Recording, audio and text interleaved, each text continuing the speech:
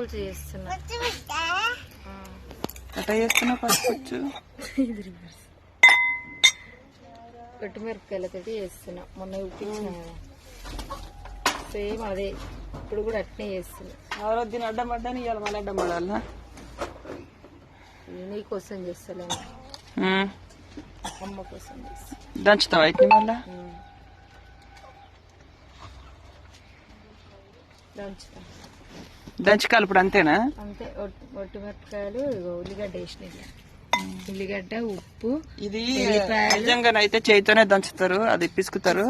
కానీ నేను మాత్రం చేయి మంట వస్తుంది అని చెప్పి దంచుతున్నాను. బాగుంటది, ఇట్లా చారుపోపు ఉండదు ఇల్లుగా.